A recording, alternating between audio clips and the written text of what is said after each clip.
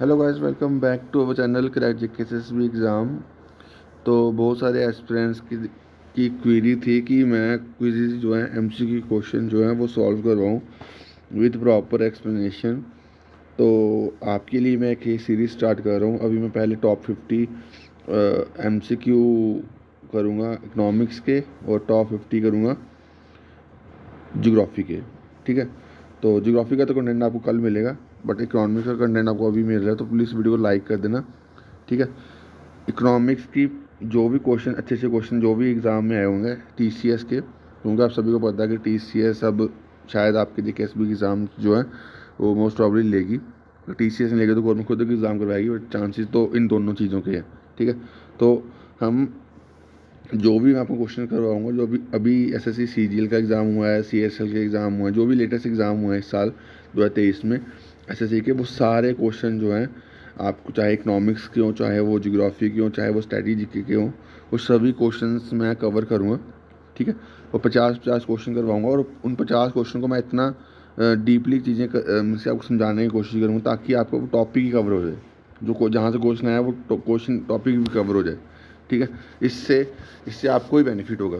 ठीक है, अब ये क्वेश्चन पूछा गया एसएससी सीजीएल 2023 में, अभी जो एग्ज़ाम हुआ, मुद्रा के फुल फॉर्म के बारे में बताया। तो मुद्रा की फुल फॉर्म है जो है वो क्या है, वो है micro development and refinance agency. ये क्वेश्चन आपको कहीं भी पूछ सकता है। ठीक है, micro development and refinance refinance agency. ठीक है, तो इसमें इसमें होता क्या है, इसमें कब लॉन्च किया गया, इसके बारे में मैंने यहाँ पे ना नोट्स बनाए थे, आपको भी शेयर करे थे। तो उसमें मैंने लिखा हुआ है, ये देखो, ये पूरा मैंने थोड़ा सा सर्च करके चीज़ें लिखी हैं आपके लिए। तो फुल फॉर्म अपने आपको पता चल गई। अब इसको लॉन्च कब किया गया, ये भी क्वेश्चन आपको एग्जाम में पूछ सकता है। इसको लॉन्च किया गया 8 अप्रैल 2015 को। ठीक है, मुद्रा की फुल फॉर्म क्या है, micro unit development and refinance agency. ठीक है, इसकी लोन का इसकी प्रोवाइड करती है।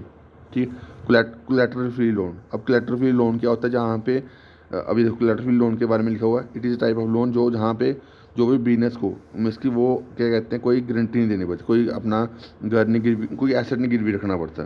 ठीक है, तो कोलेटरल फ्री लोन जो होते हैं वो ये होते हैं। ठीक है, इसमें 10 लाख तक का क्या कहते हैं लोन जो है वो दिया जाता है किसको, non farm small and micro entrepreneurs को। ठीक है, और जो छोटे छोटे जो भी इसकी लोग होते हैं, बिजनेस जो काम करते हैं, उनके लिए ये सेंट्रल गवर्नमेंट ने ये स्कीम लॉन्च करी है मुद्रा की। ठीक है, अब इसके ऊपर क्वेश्चन जो है वो बहुत सारे बनते हैं, तो ये यहाँ से जो बनते हैं वो मैंने यहाँ पे लिख दिया हुआ है।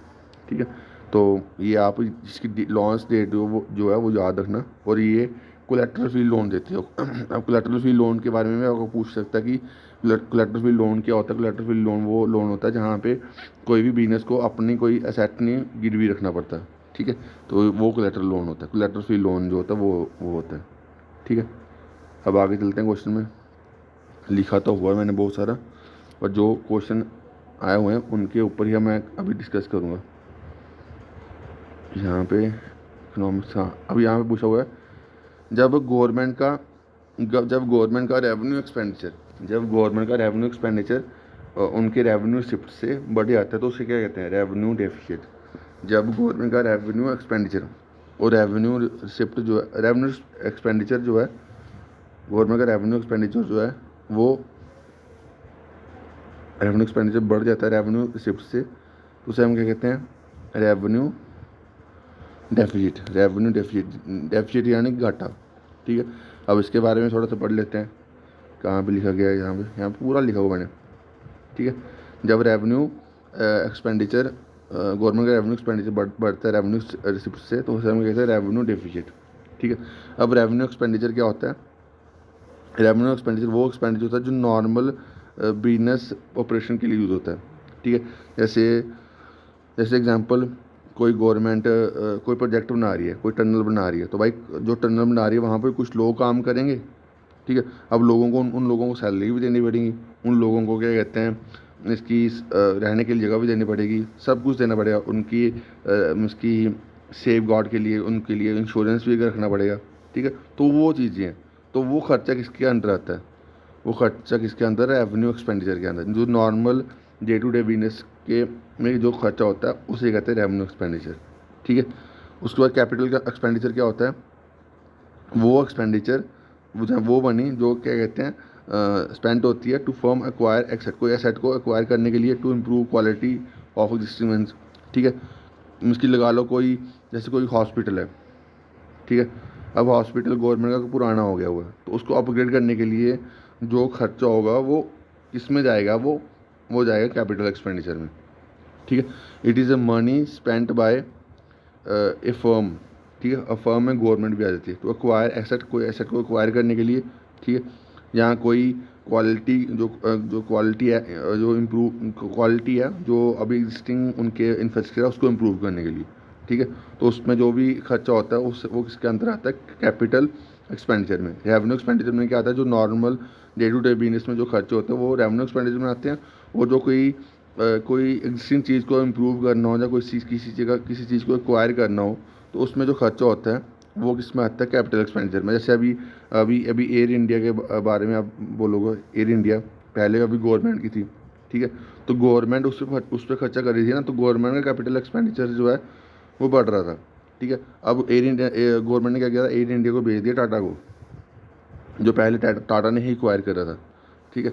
तो अब वो जो खर्चा है वो किसके चलेगा, टाटा के पास चला गया, तो ठीक है। इसकी इसी वजह से वैसे भी जो एयर इंडिया थी वो घाटे में चल रही थी, ठीक है।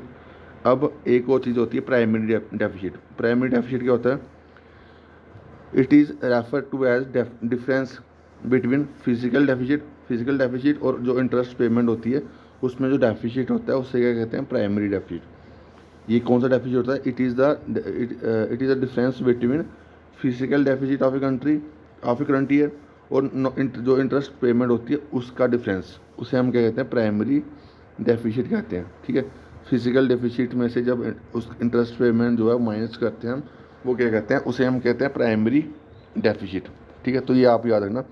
और it is one of the 3 important measure of determining government deficit. में गवर्नमेंट के कितना घाटा हुआ उसमें उसमें वो 3 इंपॉर्टेंट मेजर में से एक इंपॉर्टेंट मेजर कौन सा, प्राइमरी डेफिसिट, ठीक है।